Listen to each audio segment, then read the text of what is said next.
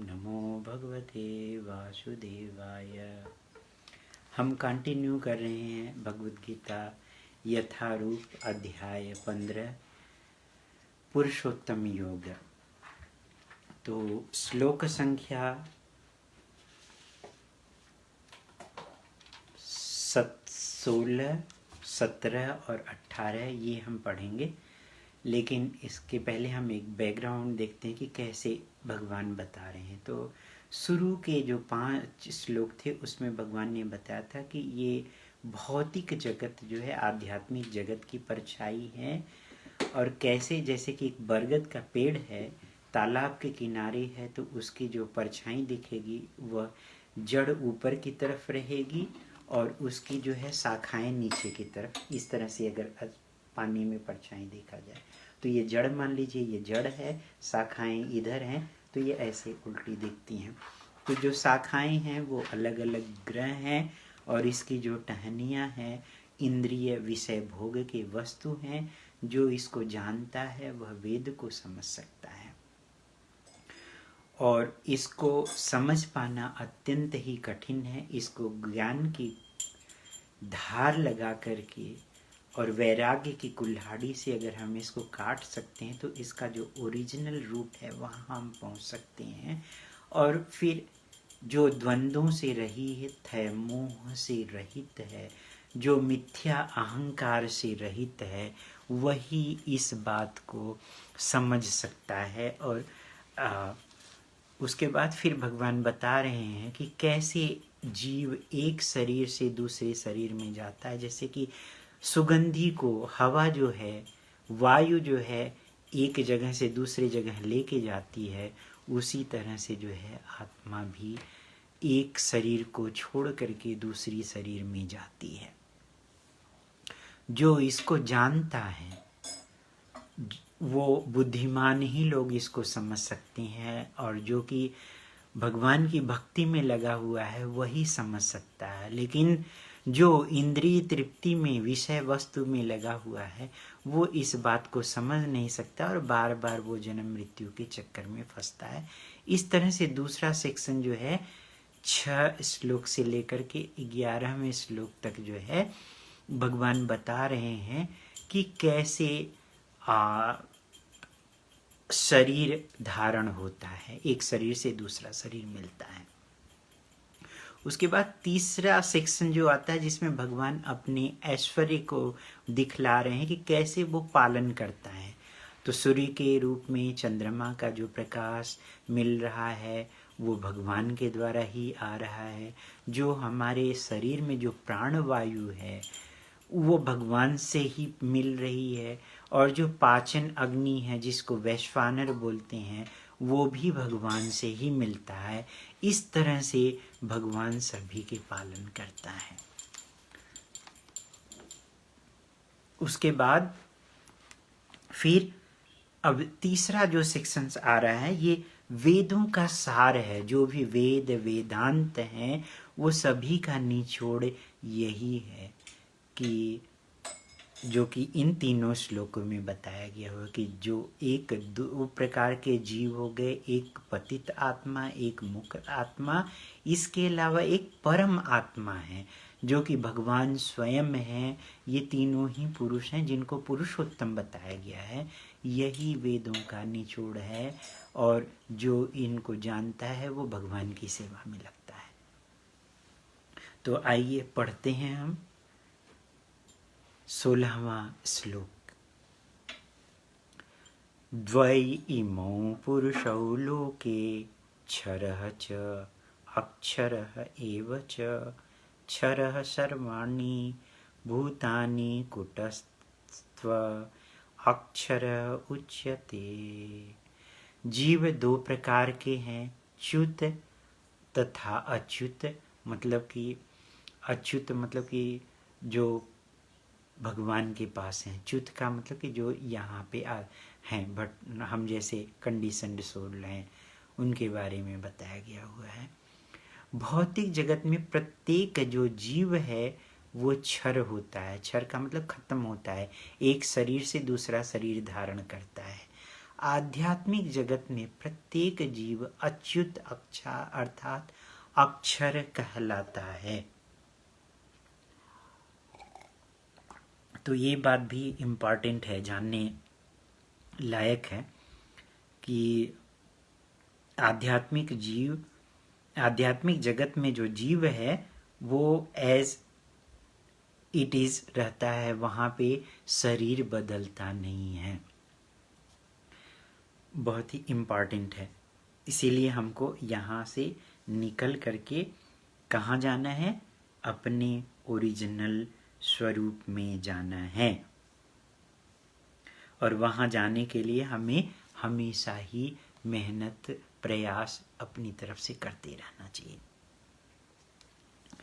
तो तात्पर्य में प्रभुपाद जी बता रहे हैं कि जो भगवान के अवतार स्वयं व्यास देव जी हैं, जिन्होंने कि ब्रह्म सूत्र का संकलन किया हुआ है, और यहाँ पे वेदांत सूत्र की जो बात हो रही है कि जो जीव दो प्रकार के, इन तीनों श्लोकों में वो सारांश दिया गया हुआ है।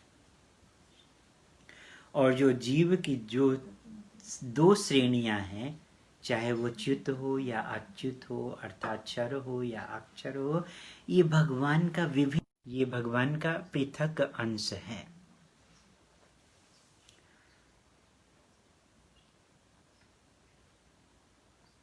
और जो जीव यहाँ भौतिक संसर्ग में रहता है वो ब्रह्म भूत जीव भूत कहलाता है। जो इस भौतिक जगत में जो जीव है वह जीव भूत कहलाता है।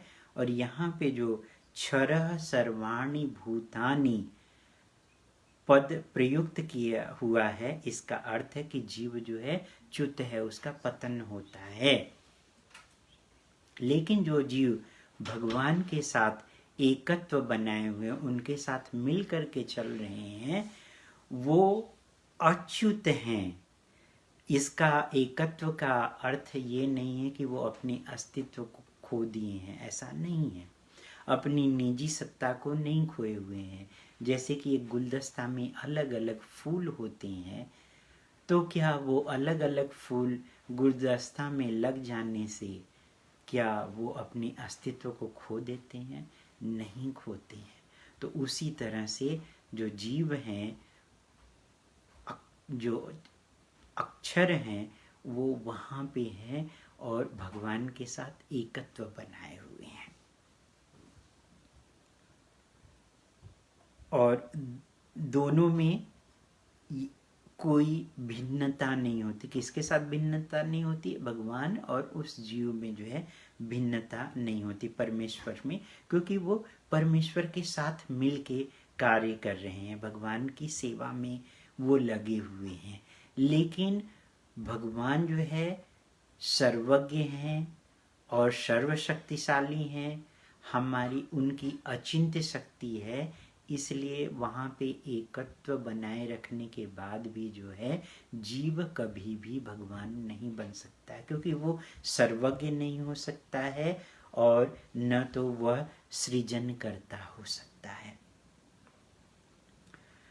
तो यहाँ पे भगवान के अनुसार, भगवान कृष्ण के अनुसार जो प्रमाण दे रहे हैं, वेदों से जो प्रमाण दे रहे हैं, वो यही उठता है जो कि हम पहले बता दिए हुए थे कि जो पहले सेक्शन में कि कैसे जीव एक शरीर से दूसरा शरीर धारण करता है। तो उस सेक्शन में बताया गया हुआ है कि मन और 5 इंद्रियों, ये 6 इंद्रियों के साथ जो जीव है वो इस भौतिक जगत में घोर संघर्ष कर रहा है। भगवान का अंश होते हुए भी वह घोर संघर्ष कर रहा है। और घर संघर्ष में ये जो शरीर है, ये पदार्थ का शरीर बना हुआ है, ये खत्म होने वाला है, सड़ने गलने वाला है। लेकिन जो आध्यात्मिक जगत में जो शरीर मिलेगा वह शाश्वत रहेगा। उसमें बुढ़ापा, बीमारी, किसी तरह की प्रॉब्लम्स नहीं आएगी। वो भगवान के जैसा ही वो शरीर मिलेगा, उसमें कोई परिवर्तन नहीं होगा। यहाँ पे इस भौतिक जगत में 6 परिवर्तन, बच्चा पैदा होता है उसके बाद फिर वो वृद्धि करता है, ग्रोथ करता है, फिर अपने अस्तित्व को बनाए रखता है, फिर प्रजनन करता है, मतलब बच्चे पैदा करता है। उसके बाद फिर धीरे धीरे उसका शरीर जो है क्षीण होने लगता है और फाइनली मृत्यु हो जाती है। ये नेचुरल है इस भौतिक जगत में, लेकिन आध्यात्मिक जगत में वहाँ पे कोई क्षरण नहीं होता है। यहाँ पे चींटी से लेकर के हाथी तक, चाहे ब्रह्मा से लेकर के चाहे चींटी तक, सारे जीव जो है वो क्षर हैं, खत्म हो रहे हैं, उनके शरीर खत्म हो रहे हैं। ये अंतर है। और आध्यात्मिक जगत में वो मुक्त हैं इससे और एकावस्था में हैं, भगवान के जैसे ही दिख रहे हैं। ये अंतर है। इसके आगे 17वें श्लोक में भगवान बता रहे हैं, उत्तमः पुरुषः तु अन्य परम आत्मा इति उदाहृतः यह लोकत्रयम् आविश्य बिभर्ति अव्ययः ईश्वरः।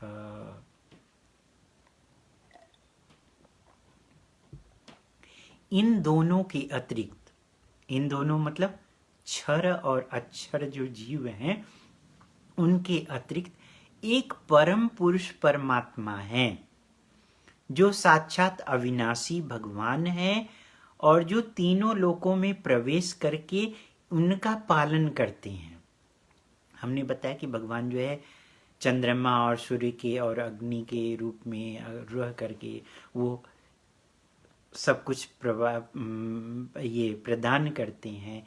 इवन हमारे शरीर में रह करके जो वायु है, प्राण वायु है, जो अग्नि है, पाचक अग्नि है, इस तरह से वह पालन करता है। तो इस तरह से भगवान जो है वो तीनों लोकों में प्रवेश करके जो है जीवों का पालन करते हैं। और यही बात कठोपनिषद में भी और श्वेताश्वर उपनिषद में भी बताई गई हुई है, जिसमें बताया गया कि असंख्य जीवों के नियंता कौन है? भगवान हैं, जिनमें से जो कुछ बद्ध हैं और कुछ मुक्त जीव हैं। और इसके अलावा एक परम पुरुष हैं, परम पुरुष जो कि परमात्मा है। और यही बात उपनिषद के श्लोक में भी बताई गई है, नित्यो नित्यानाम चेतनश्चेतना नाम। इसका अर्थ यह है कि बद्ध और मुक्त दोनों जीवों के अलावा उनके साथ जो है एक परम पुरुष हैं जो कि भगवान है। मतलब भगवान भी पुरुष हैं, हमारे आपके जैसा उनका रूप है। इससे यही निकलता है। Hare Krishna. Krishna, thank you join करने के लिए। तो जो कि सभी का पालन करता है, जो भगवान हैं, और उन्हें उनके कर्मों के अनुसार वो भोग की सुविधा प्रदान करते हैं। कैसे? क्योंकि वो परमात्मा के रूप में सभी के हृदय में वो मौजूद हैं। जब वो परमात्मा के रूप में सभी के मौजूद में है तो सभी जो हमारे सही और गलत जो कुछ भी हैं वो सभी के साक्षी भी वही हैं।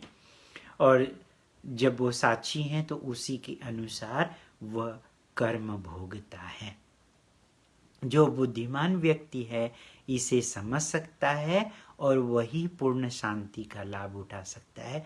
दूसरा अन्य कोई इस बात को नहीं समझ सकता है। ये बात यहाँ पे श्रील प्रभुपाद जी क्लियर कर रहे हैं। तो इसलिए हमें प्रामाणिक गुरु, साधु और शास्त्र के निर्देशन में रह करके हमें भगवान की भक्ति में लगना है और ज्ञान प्राप्त करना है, ताकि हम जो है भगवत साक्षात्कार प्राप्त कर सकें।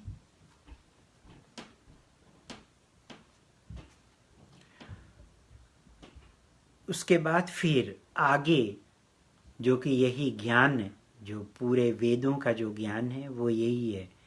2 प्रकार के जीव हो गए, क्षर और अक्षर। और इसके साथ साथ इन दोनों के अतिरिक्त एक भगवान है जो कि सभी के पालन करता है। और उसके बाद फिर भगवान की जो स्थिति है, उनकी जो पद है, उनका स्थान है, उसको भगवान फिर से बता रहे हैं 18वें श्लोक में, यस्मात् क्षरम अतीतः अहम अक्षरात् अपि च उत्तमः अतः अस्मि लोके वेदे च प्रथितः पुरुष उत्तमः। चूंकि मैं क्षर और अक्षर दोनों से परे हूं और चूंकि मैं सर्वश्रेष्ठ हूं, अतएव मैं इस जगत में तथा वेदों में परम पुरुष के रूप में विख्यात हूं। जो वेदों में जो इनकी व्याख्या की है परम पुरुष के रूप में, वो भगवान स्वयं ही हैं। कुछ लोग अल्पज्ञानी लोग जो होते हैं, पातकी नरकी लोग जो है, वो बोलते हैं भगवान का तो कोई रूप ही नहीं होता है, वो तो निराकार है। लेकिन यहाँ पे भगवान स्वयं बोल रहे हैं कि मैं पुरुषोत्तम हूं। मतलब इन दोनों जो च्युत और अच्युत से परे मैं पुरुषोत्तम में इन सबसे उत्तम हूं। उत्तम शब्द जो है वो बहुत ही बड़ी बात है। तो बद्ध जीव भटकता है और उसके साथ साथ मुक्त अवस्था में भी रह करके भी जीव जो है भगवान के जैसी जो है अचिंत्य शक्ति नहीं प्राप्त कर सकता है। इसलिए भगवान जो है उत्तम है, इसलिए उनको पुरुषोत्तम भी बोला गया है और वो सदैव श्रेष्ठ रहते हैं। चाहे जीव कितना भी बड़ा हो जाए, वो भगवान का सेवक ही रहेगा, क्योंकि वो भगवान के द्वारा ही बनाया गया हुआ है और भगवान की सेवा के लिए ही है, वह कभी भगवान नहीं बन सकता है। तो यहाँ पे उत्तम जो है बहुत ही बड़ा सार्थक है और भगवान से बढ़ करके कोई नहीं है। तो जो लोके शब्द है जिसे कि पौरुष आगम स्मृति में बताया गया हुआ है कि निरुक्ति कोश में उसकी पुष्टि की गई है। लोक्यते वेदार्थो अनेन, वेदों का प्रयोजन स्मृति शास्त्रों में विवेचित किया है। मतलब कि जो वेद का जो प्रयोजन है, दो पार्ट हो गए वेद के, एक श्रुति और दूसरी स्मृति। तो श्रुति जो है वो वेद कहलाते हैं और जिसमें कि 4 वेद हो गए, इसके अलावा जो पुराण वगैरह हो गए ये स्मृति में आते हैं। तो जो वेदों का जो प्रयोजन है वो स्मृति में बताया गया हुआ है बहुत डिटेल में। इसके साथ साथ भगवान के अंतर्यामी जो परमात्मा हैं उनके बारे में वेदों में भी वर्णन हुआ है। इसकी विवेचना छांदोग्य उपनिषद में 8.12.3 में आया हुआ है। तावदेव संप्रसादो अस्माच्चरीरात्म समुत्थाय परम ज्योतिरूपम संपद्य स्वेन रूपेणाभिनिष्पद्यते स उत्तमः पुरुषः। इस शरीर से निकलकर जो परम आत्मा का जो प्रवेश होता है वो निराकार ब्रह्म ज्योति में होता है। तब वे अपने इस आध्यात्मिक स्वरूप में बने हुए रहते हैं। यह परम आत्मा ही परम पुरुष कहलाता है। जैसा कि हमने बताया कि भगवान परमात्मा के रूप में रहते हैं, इस शरीर से निकलने के बाद वो जो है ब्रह्म ज्योति में रहते हैं और वह उसी रूप में ही रहते हैं। इसीलिए वो परम आत्मा, और वो परम आत्मा कोई अन्य नहीं भगवान स्वयं है, ये बात बताया गया। इसका अर्थ यह हुआ कि परम पुरुष अपना आध्यात्मिक जो तेज प्रकट कर रहे हैं या प्रसारित करते रहते हैं, यह उनका चरम प्रकाश है। ये सब कुछ नहीं है। कुछ लोग बोलते हैं जस्ट विलय हो जाओ, तो ये सब कुछ नहीं है।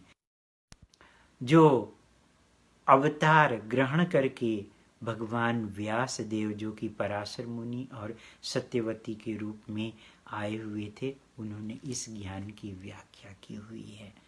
तो इसको जानने के लिए हमें भगवान के पास जाने के लिए, ताकि हम क्षर से हो करके अक्षर के रूप में जाएं। हम मतलब कि जन्म, मृत्यु, बुढ़ापा और बीमारी से छुटकारा पाना है, तो कलयुग के लिए भगवत प्राप्ति का जो सर्वश्रेष्ठ मार्ग है वो है भगवान स्वयं कृष्ण जो है चैतन्य महाप्रभु के रूप में अवतरित हुए हैं, जिन्होंने स्वयं ये ज्ञान दिया हुआ है। वो है चांट एंड बी हैप्पी, परम विजयते श्री कृष्ण संकीर्तनम, अर्थात भगवान के नाम का जप करिए और खुश रहिए।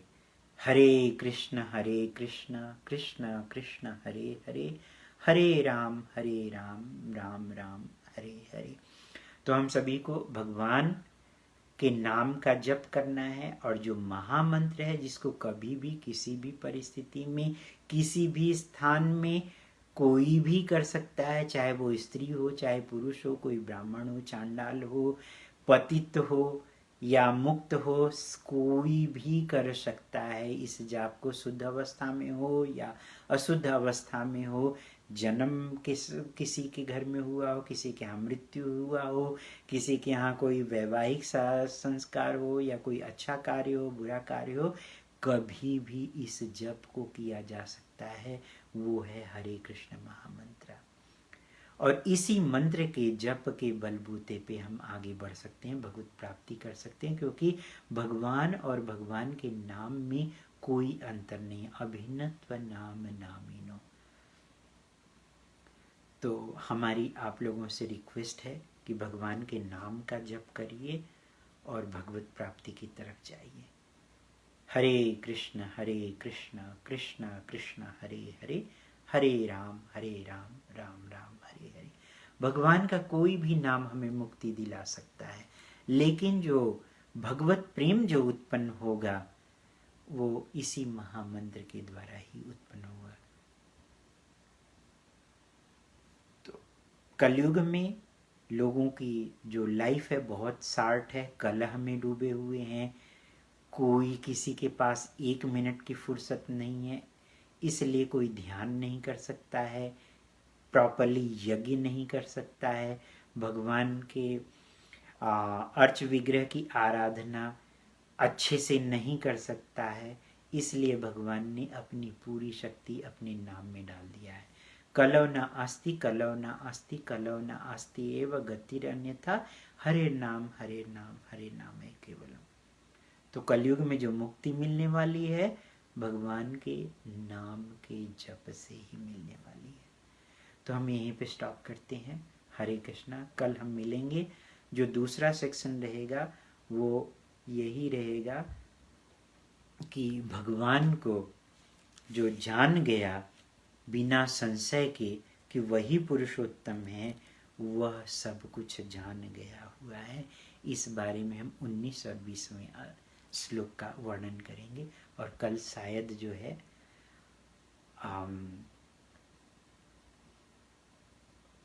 लास्ट डे भी है पुरुषोत्तम मंथ का। तो ये पुरुषोत्तम योग, भगवत गीता से पुरुषोत्तम योग और पुरुषोत्तम मंथ को भी हम संपूर्ण करेंगे। तो आप लोगों से रिक्वेस्ट है कि जप करिए और खुश रहिए। हरे कृष्णा। श्रील प्रभुपाद की जय। श्रीमद् भगवद गीता यथारूप की जय। वांछा कल्पतरुभ्यश्च कृपा सिंधुभ्य एव च पतितानां पावनेभ्यो वैष्णवभ्यो नमो नमः। अनंत कोटि वैष्णव वृंद की जय। ऑनलाइन भक्त वृंद की जय। गौर प्रेमानंदी हरि हरि बोल।